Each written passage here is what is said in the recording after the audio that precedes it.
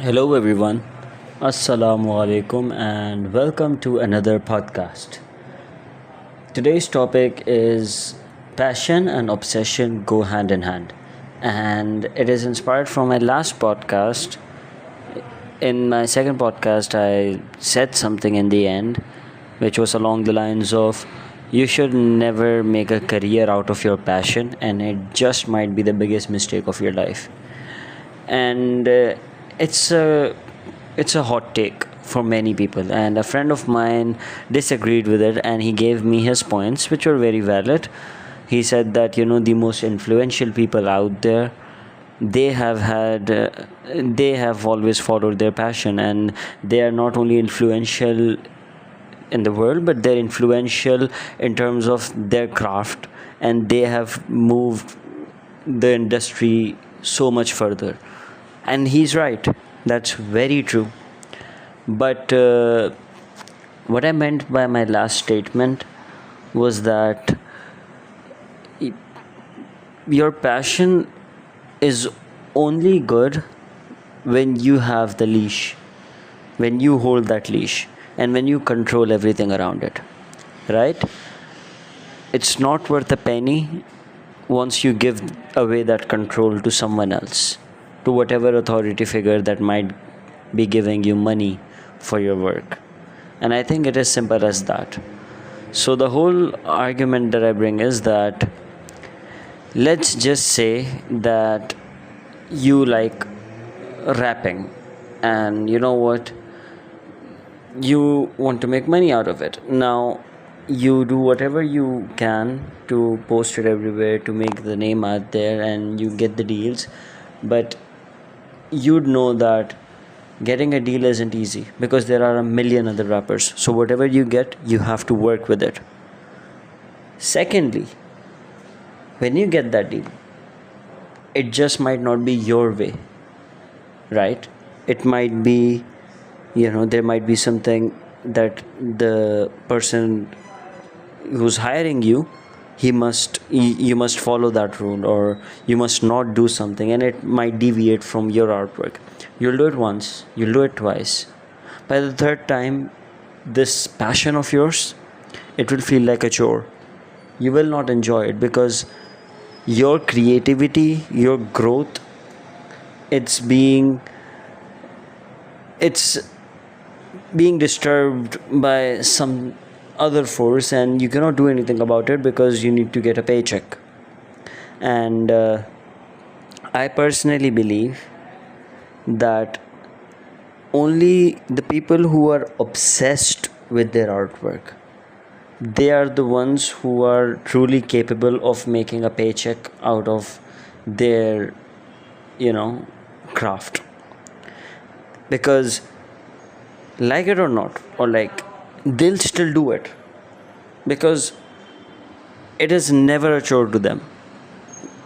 It is their passion, and whatever they get on the table, they work with it tirelessly, because that's all they do. They're obsessed with it to a certain point.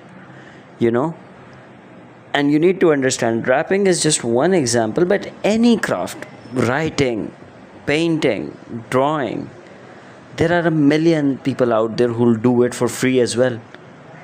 So you don't want to give that up, but at the same time you lose control, because that is exactly what you put on the table.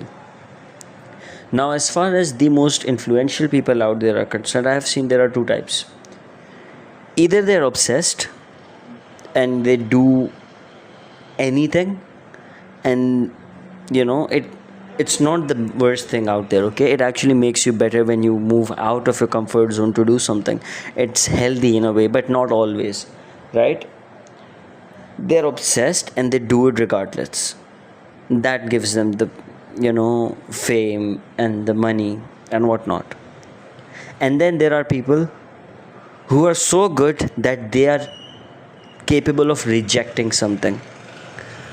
And I don't think there are many people out there. Maybe, if you were to really just calculate that shit, it's like out of 7 billion people, it's not even a million out there who are like that.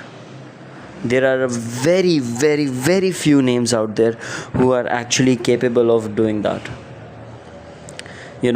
being so good with their craft that they could say no and still make the dough. Wow, that rhymed. So I think the prime example that I would give to anyone is Dave Chappelle, because he has turned down millions of dollars. He has walked away from the industry for more than, for a very long period of time before. But still, he is one of the most loved comics out there. And whenever he is on stage, he rules it. Him getting cancelled on Twitter every now and then doesn't change his craft and does not change the number of people that are in love with his work. He's so good without the paycheck. He's so good anyway that he could say no to anything and he'd still be fine with it, because his shows are that wild, or whatever. I think it really does come down to that. What I personally believe is that on a normal scale, for a normal person, because these are the extremes of something, I personally believe not everyone is supposed to be on that level. And yeah, you could try, sure, but you should know that you should give yourself that time limit. You must have that deadline, because by the age of 28, 29, when you are following your passion and you aren't earning anything and it's hard to survive, I think that's where the trouble begins. And yes, of course, there are people who got successful at their 40s, at their 45s and 50s. They exist too, but how many of them? That's the real question. I personally believe that by the age of 28 or 29, one must have a decent source of income, if not the best, enough to help him survive, like him alone. So that element must be there. I think the most content people out there, the people who have found peace within themselves, the people at least I have seen around me, are those who do a 9 to 5 or who handle their business or whatever job they're in. They do it, and time to time they go back to what they like as well. So let's say throughout the week you give yourselves the weekend to really give yourself the time, even if it is like just one night out of your whole weekend that you give for your passion. They feel content.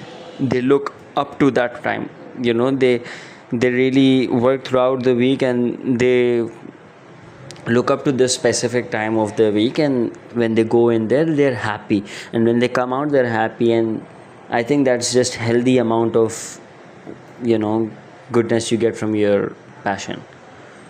And it could be every alternative day. I don't know, it's up to you how that works with you. But I personally believe that one shouldn't make a career out of it unless they're obsessed with it to the point where they're able to walk away from everything, because everything has its cost. And I think when I say by the age of 28, 29, I mean it in terms of taking care of family, whatever responsibilities you might have, right? So I personally believe that when they have that responsibility, then if you're able to leave that responsibility, that's when I think that you're obsessed. When you're able to give anything away for what you like, that is what obsession is. And if you're not obsessed, then be so good at it that you could say no to 1,000 people and you still have 1,000 in waiting in line. And I think those are the rare gems of the whole thing. Dave Chappelle, and I don't know, there are so many. Maybe Kendrick Lamar. There are very few, man. I don't think everyone has that. So yeah, again, either be obsessed to that point or be so good at it that you could say no to 1,000 times and still not feel bad about it.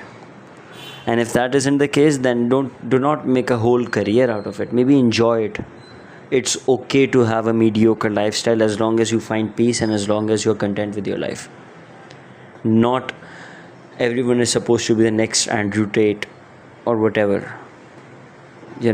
It's perfectly fine to have that own little world of yours where your family and your passion, they all just go along together and you're happy, rather than going on to the extremes of something and looking back thinking, maybe I shouldn't have followed something, or maybe there are no regrets. Maybe that big money or that big fame does not bring regrets, but I don't think any artist ever who has been famous would agree to that. Yes, they would agree to that money. They might not agree to the peace. They might not agree to the contentment in life. I personally don't believe it. So yeah, if you disagree or if you have your opinions, do let me know about it. I'd like to hear it from you, but this is what I believe in, and this is what I think is right.